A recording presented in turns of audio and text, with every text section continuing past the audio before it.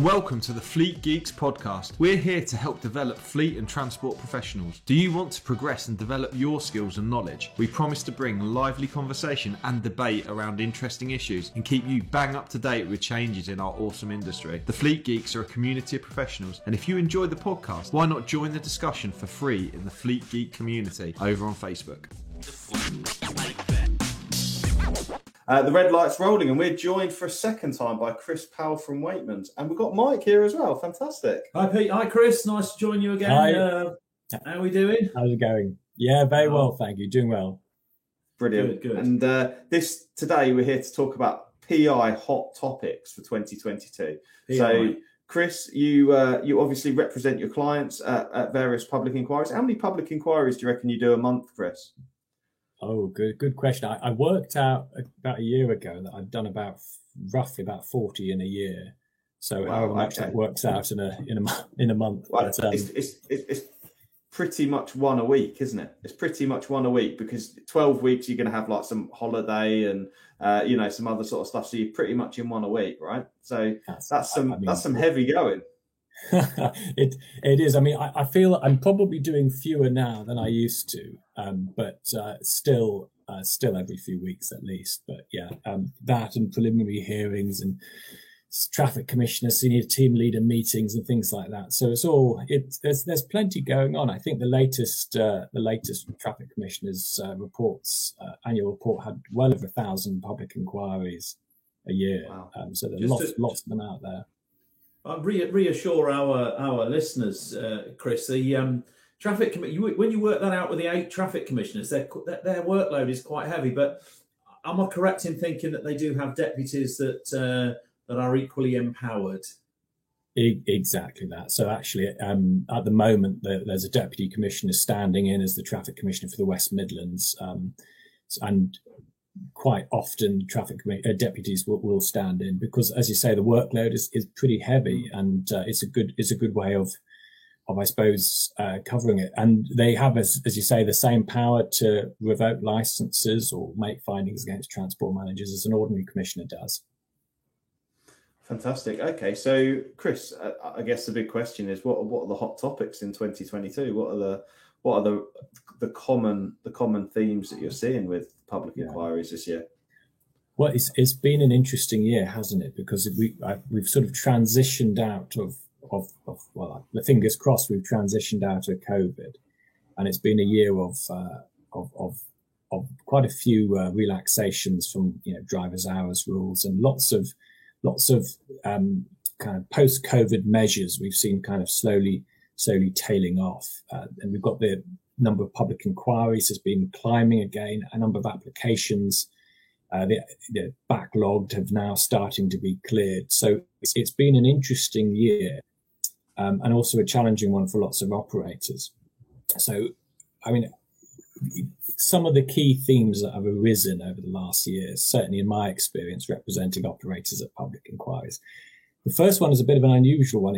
I suppose I'd describe it as siloing, which you could probably ask, what do I mean by that? Well, it's particularly a problem that I've noticed coming up quite a few times, and I believe it's on the radar of the commissioners, relating to quite large operators.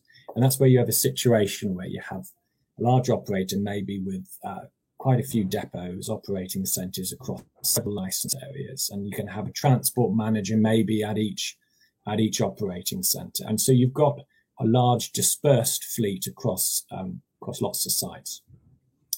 And the sort of problem happens when those sites sometimes start operating as a silo, such that a transport manager might have a DVSA officer come to visit one of his sites and deal with the DVSA officer without maybe reporting up the chain of command or to the company as to what's happening.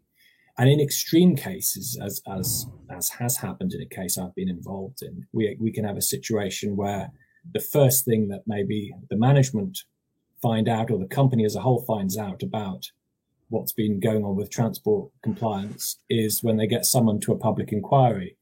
And then it's suddenly, hang on, how on earth has this happened? And then, of course, you suddenly discover that there's been a DVSA investigation that's been rumbling along for quite a while, being dealt with on the operational local level. And this is where the risk of siloing comes in. And this is why a number of public inquiries I've been involved in, and I know others have been to do with how that system works. And the traffic commissioners do ask questions about this. They expect there to be some kind of effective way in which directors have control over what's going on and understand what's going on, and can't just leave it to the operational level. So it is a trend that I think has been around for a long time. I think it's something that the commissioners are focusing on and have been focusing this last year on more. And I think my overriding message to operators and transport managers is to remember your operator's license is a business critical asset. It is ultimately, it rests with the directors and the transport managers, and it has any involvement with the regulator or DVSA or anything that goes wrong has to be a board level reportable matter. It can't be left as though that's something our transport manager handles, or it's something that depot over there will look after. It has a way of really causing problems unless it's handled properly. We see that quite a bit, Chris, and one of the courses that I deliver, or we deliver here, is a director's briefing. And sometimes I feel like going into those courses, I feel like, or those briefings, I feel like a bit of a poacher turned gamekeeper, and sort of expressing to directors that this is what I would expect as a director, my transport managers to be feeding up to me. And this is what you should be looking out for, because if your transport managers are having that silo, for whatever reason they think they can keep a lid on it within their locality, then, suddenly that can of worms is going to go bursting open, as you say, with a letter from the traffic commissioner calling them to a public inquiry, which could be quite bad. But so advice then for transport managers, looking at it from the other side of the coin, when should I sort of stick my hand in the air and say, please, sir, I need some help? Yeah. Oh, well, I would say it doesn't have to necessarily be, I need some help, but it's a, please, sir, I need to tell you about this. It maybe I've got a plan, I'm dealing with it, here's how it's being dealt with. But you have to know what's happening, and you also have to know the implications if something goes wrong, because ultimately, from your transport manager, as from their point of view, it's a lot of pressure, isn't it? If you're the one dealing with all of that yourself, and you haven't got the support of the business, and you're maybe not necessarily sharing that information. And on another level, even if something doesn't result in regulatory action, even if, for example, you're a transport manager on a site and you go through your maintenance records, quality controlling them as you should do, and you come across a persistent problem, maybe with an aspect of how a garage is dealing with something, or whatever it is, or something with your company's systems, you would want to share that with the other transport managers. So, some of the best businesses I've seen will have a Monday morning Zoom call across all TMs on the fleet with a transport logistics director involved, talking about KPIs, talking about infringement rates, talking about lessons to be learned. And if you minute that, if you have minutes of those meetings and you can show that they've done it, A, it's going to stop problems happening, but B, if something does happen, you can show as a company that you do have robust, continuous, effective control systems in place where it's being happened. And again, it makes siloing almost impossible.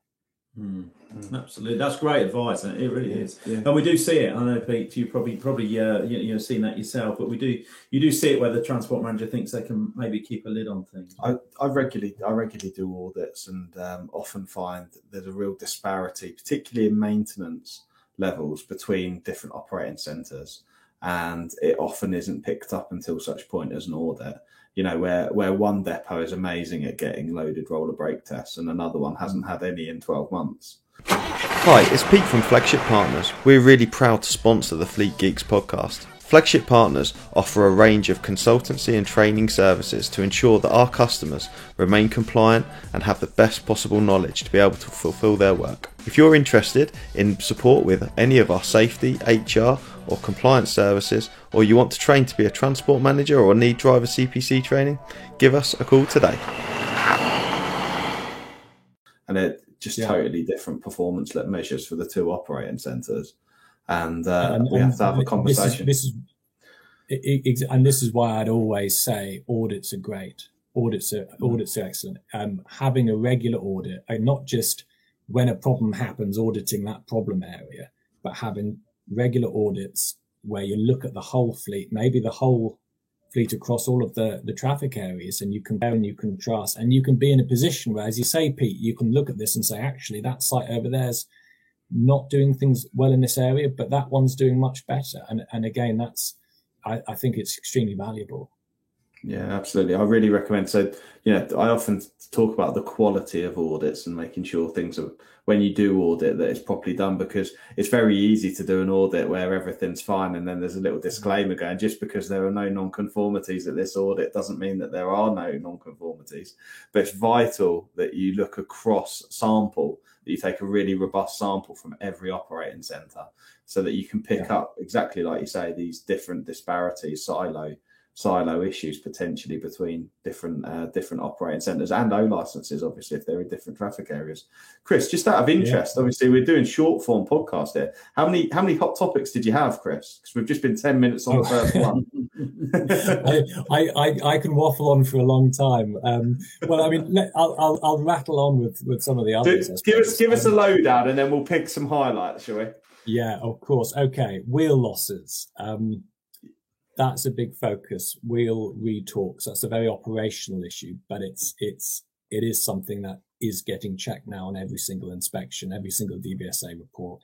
And if a wheel loss happens, expect the commissioners to go into incredible levels of forensic detail into how it happened. It's not enough to just say, oh, it was an unfortunate accident. Likewise, bridge strikes are similar. Bridge strikes have been an issue for a while. I think we're on something like 5 a day at the moment in the UK, which is absolutely appalling. It is getting slightly better, the statistics, but I've seen too many operators who have tried to deal with things by saying, oh, well, we fired the driver, so that's fine. Problem goes away. Well, it doesn't go away. Your job as a transport manager, as an operator, is to eliminate the risk of bridge strikes. So the burden of proof is on you to show that your systems eliminate that risk, and the driver went outside of those systems, and that's what caused the problem. And if you can't do that, again, public inquiry, preliminary hearing, regulatory action. One thing that we've come across quite a bit, we've been doing at Wakeman's, we've been doing a lot of Logistics UK transport manager conferences across the country, which are a really excellent way of sharing knowledge and just really for us kind of getting the feel for the industry, and for transport managers to learn what's going on. And the traffic commissioners have really been supporting those. And the message that the commissioners at each of these events have been hammering away at, one of them is keeping your license contact details up to date. It may seem like a really small matter. It may seem, well, that's an admin issue, isn't it? It's not that important, but it's crucially important. I come across this a bit. Yeah. And it's I tell you what, it's the old everybody, somebody, nobody, and everybody sort of scenario, isn't it? Everybody thinks, well, that's not my job to do that. That's I expect somebody up the chain to do that, or the company secretary looks after that. But ultimately, it is the transport manager's responsibility, isn't it? Yeah, and the biggest problems happen what happens when the transport manager leaves the business, or you as a new transport manager come in. Where are those emails going? If a license continuation form comes, you want to make damn sure you complete that. If a request for further information arrives, you want to see it, because not responding to communications from the regulator is in itself grounds for regulatory action. So I would always say have sufficient users on the VOL system so things can't get missed. And don't share your username as well They really do not like that. The regulator needs to know who's making the changes on the system, who's doing things, because that's accountability. And if you have a shared username or God forbid, at a public inquiry I was at, a username from somebody who had left the business years ago and was just being used by whomever, it's not a good place to be. So those are some of the key things. And then finally, I suppose, this is an old one, but external transport managers being employed through a consultancy. Again, as a transport manager, if you're external, you have to be engaged as a natural person under a contract for services. You can't be engaged as a consultancy. That's something that the commissioners have been alive to for a while. They've been alive to throughout this year. They're going to carry on focusing on it. Fantastic. I think when we talk about like bridge strikes and transport managers and things like that, it's when you think about risk to life, a wheel coming off an HGV is just a frightening prospect, isn't it? And when you think about from a black box thinking point of view, where you start to, like you said, forensically interrogate a wheel coming off, that is, there are so many potential failings that have occurred for that wheel to then come off a vehicle. I always try to hammer home to students. I always try to hammer home to them, there's a difference between cause and blame. What we try to do in this industry is put the blame on somebody rather than look for the cause. And, all the time, that's all we're interested in, is bridge strikes. Let's see if we can blame somebody. As you said, Chris, let's blame the driver and get rid of the driver. But that's not dealing with the cause of the problem. Otherwise, we wouldn't keep having 5 a day, would we?